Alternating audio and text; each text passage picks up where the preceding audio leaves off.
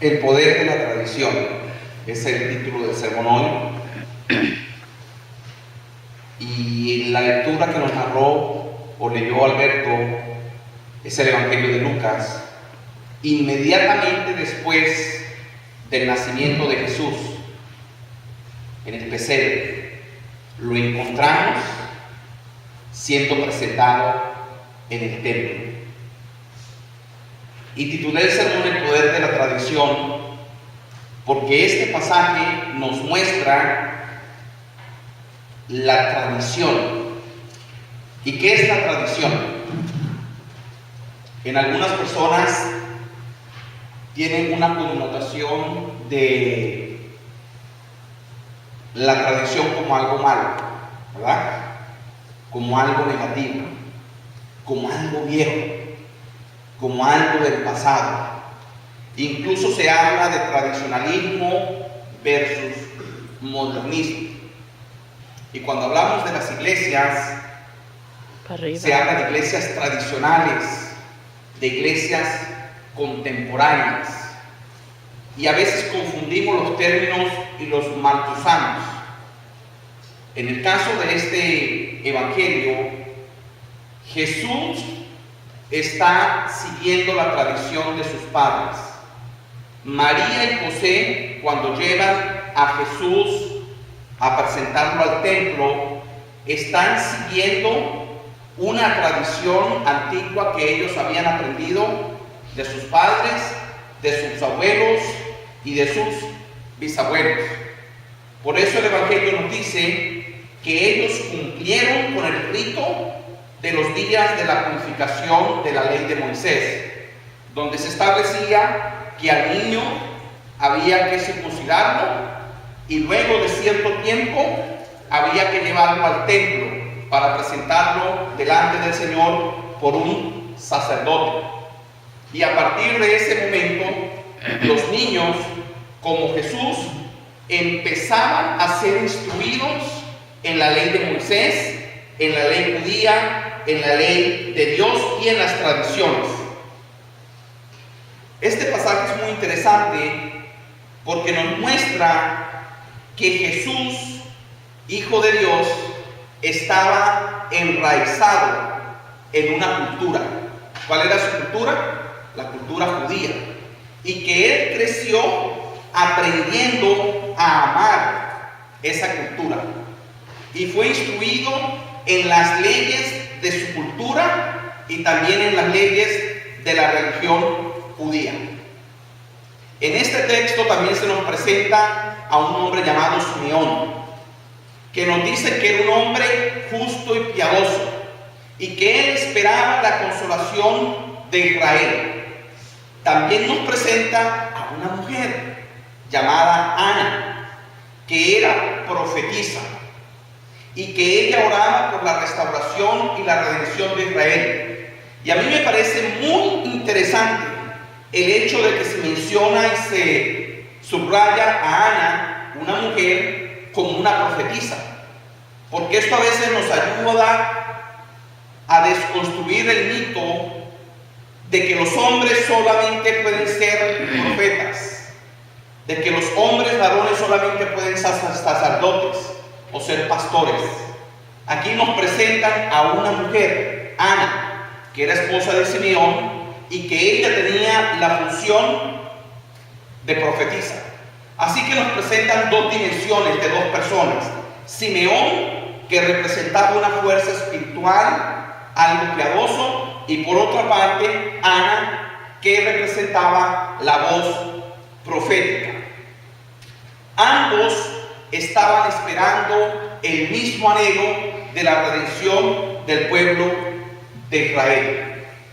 Entonces el pasaje nos lleva, hermanos y hermanas, a cuando el niño Jesús es llevado al templo en Jerusalén. Y entonces la vida de él se desarrolla en un contexto social, en un contexto cultural, en una estructura que ya estaba establecida, donde la vida de las personas ya había sido organizada. Nosotros cuando pensamos de Jesús, el Redentor, usualmente pensamos del Jesús como deidad, del Cristo exaltado, del Cristo crucificado, crucificado y del Cristo resucitado. Y lo vemos como Dios, pero muy poco nos detenemos a pensar en el Jesús humano. Y este pasaje es una invitación a nosotros a pensar en ese Jesús que era un niño dependiente de sus padres, de su madre, y ese Jesús que era un niño que empezó a crecer rodeado por su gente, rodeado por su cultura, rodeado por sus tradiciones, rodeado por la instrucción religiosa que iba a recibir. En otras palabras, nos da una pequeña figuración de ese Dios hecho carne que más adelante en la lectura del Evangelio se nos iba a mostrar como una persona de huesos, con sangre, con sudor, con dolores, con limitaciones corporales como la nuestra. Es decir, Jesús fue una persona histórica real que desarrolló su vida alrededor de un pueblo. Y si ahonda un poquito más, Jesús pertenecía a una clase social. Y yo sé que hay gente que se incomoda cuando yo empiezo a hablar de estos temas, pero a mí me emociona cuando uno se mete a escudriñar en el Evangelio. Jesús pertenecía a una clase social. En Venezuela hay una canción que a mí me encanta mucho y que en la época de diciembre pone, y va algo así. Yo no soy buen cantante, ojalá Cindy pudiera hacer una pausa en su cámara.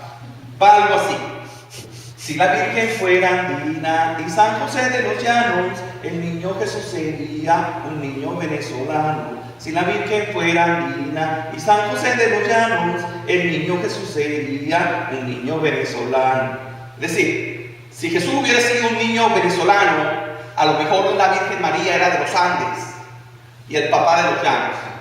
Si Jesús a lo mejor hubiera sido un niño hispano, latino, nacido aquí en el suroeste, es muy posible que hubiera sido familia de César Chávez o por ahí, porque la familia de Jesús era una familia campesina. José era un carpintero. El pueblo donde él creció estaba rodeado de gente campesina, de pescadores.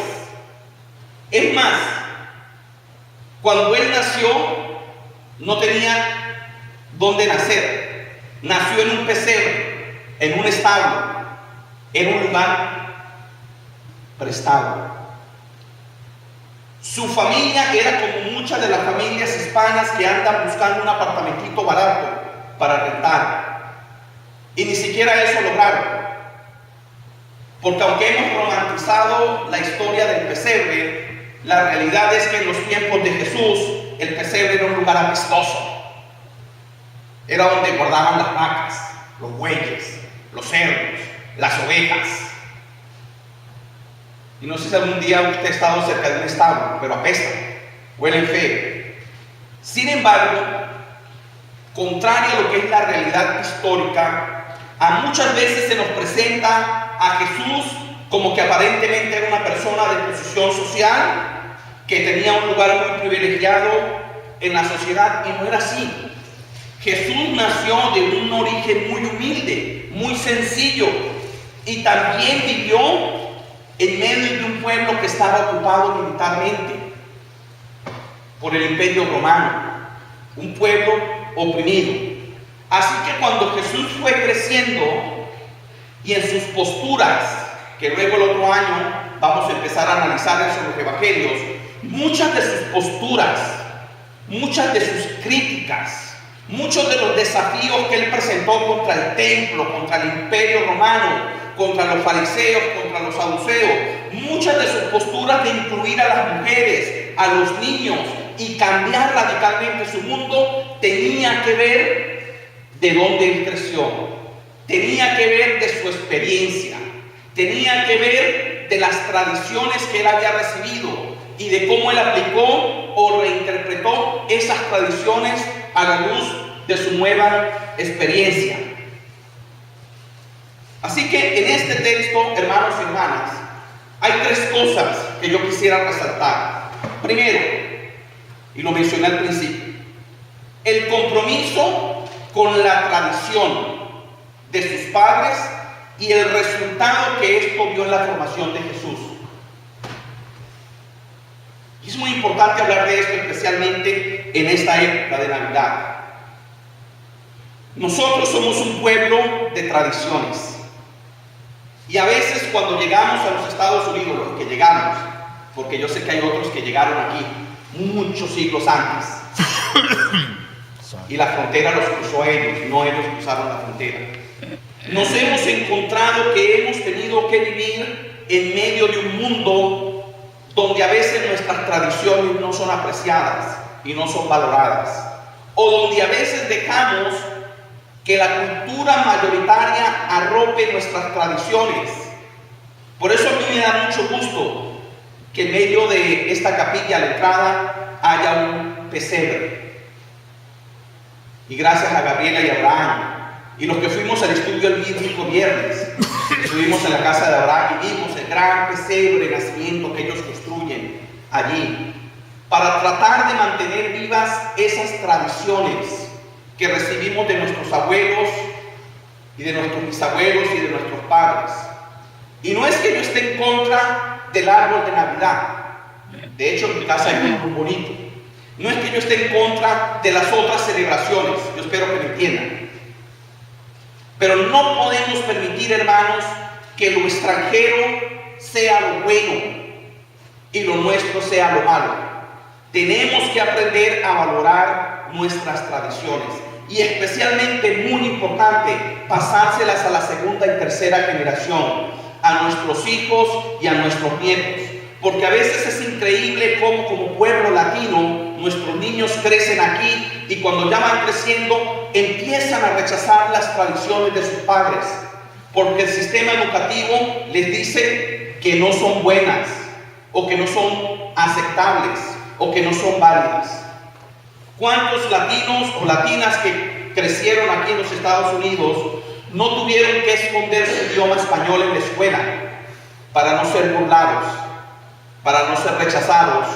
Porque el maestro o maestra, que quizás o mayormente en un anglosajón, le decía: el español no es un idioma bueno, no es aceptable. Y muchos de nuestros hijos pierden el idioma, pierden la conexión con sus ancestros, porque una cultura mayoritaria les dice que su idioma no es bueno. Solo como un ejemplo, el viernes yo reflexionaba con el grupo que fue al estudio bíblico de uno de los retos que tenemos como iglesia, nosotros, esta pequeña congregación, es qué vamos a hacer con nuestros jóvenes y qué vamos a hacer con nuestros niños. Y es una discusión que yo tengo pendiente con los líderes. ¿Vamos a seguir permitiendo que ellos sean llevados de un lado a otro por la cultura mayoritaria anglosajona?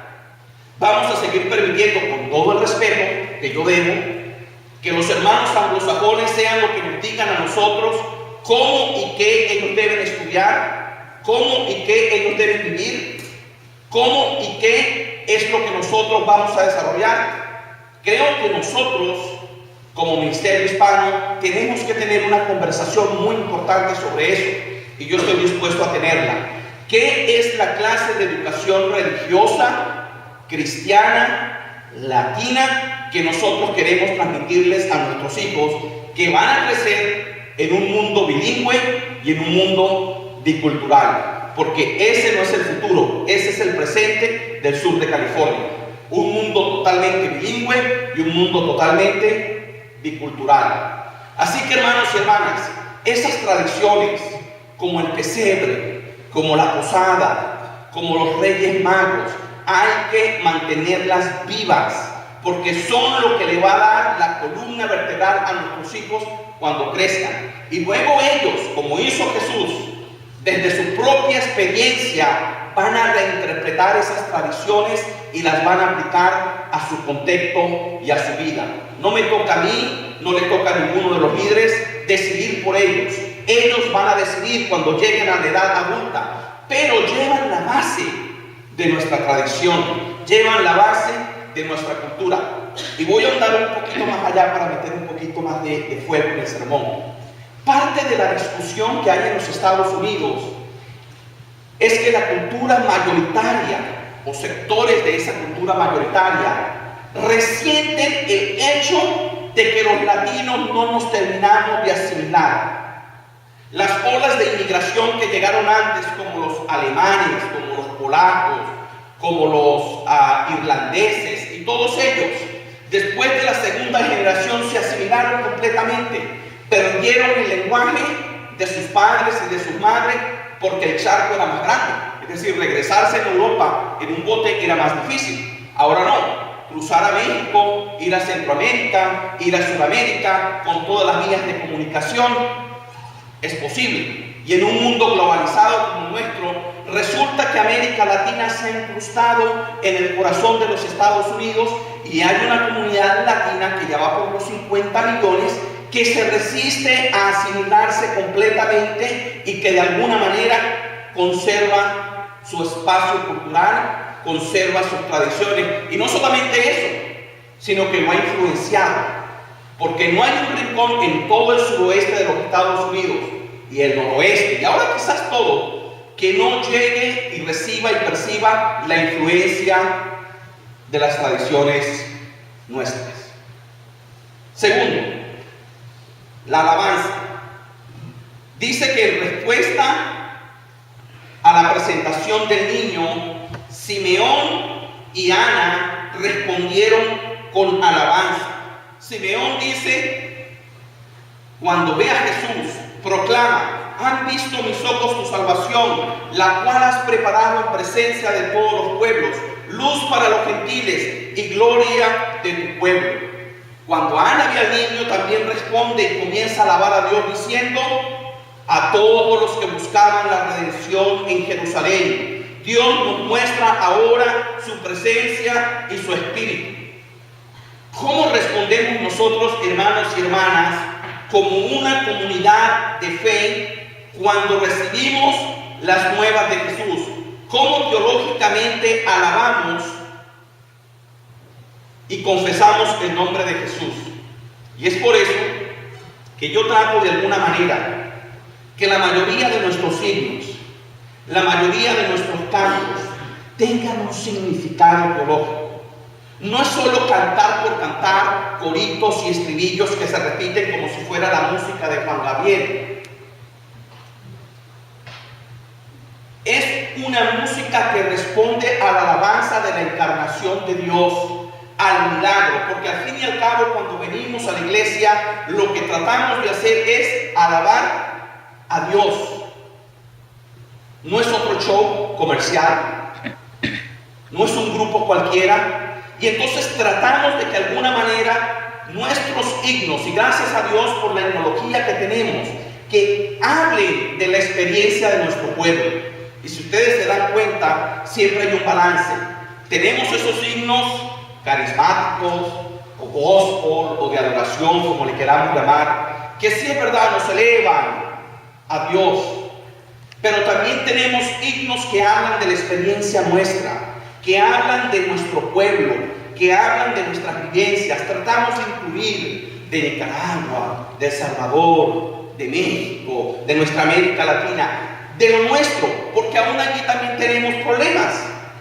En muchas de las iglesias presbiterianas, simplemente lo que se hace es traducir el servicio anglosajón, reinterpretarlo, solo cambiar los textos y la música, y entonces tenemos una himnología y una liturgia europea anglosajona. Nosotros aquí tratamos de alguna manera, como hizo Ana y Simeón, reinterpretar todo eso y aplicarlo a la luz de nuestra vivencia y nuestra experiencia como pueblo hispano, como pueblo latino. Y para terminar, el tercer aspecto: tradición, alabanza, la misión. ¿Cuál era el propósito de la venida de este niño? Simeón y Ana lo tuvieron claro. Dijeron: este niño viene a traer problemas. Este niño viene a trastornarlo todo. Incluso le profetiza y le dice: María, tú vas a sentir como una espada va a atravesar tu corazón y tu alma. Porque ellos previeron la visión de que este era un niño que aparentemente era inofensivo, pero que no se iba a quedar en el pesebre ni en los brazos de María, como lo presentan románticamente, especialmente en la tradición católica, ¿verdad? Ay, el niño Jesús, mira qué bonito el niño, inofensivo, hay que darle bebé, biberón, tetero, mamila, como usted lo llame, hay que darle pecho, ¿verdad? Y allí no, ese niño iba a crecer, se iba a transformar en un hombre, en un profeta, e iba a desarrollar una misión profunda de misericordia, de verdad y de paz en el mundo. Y entonces eso nos llama a nosotros también a desarrollar la misión de Jesús en este mundo, que es la verdad, la misericordia y la transformación. Les invito, hermanos y hermanas, a estar en pie y vamos a unirnos junto con Alberto en la afirmación de fe que viene basada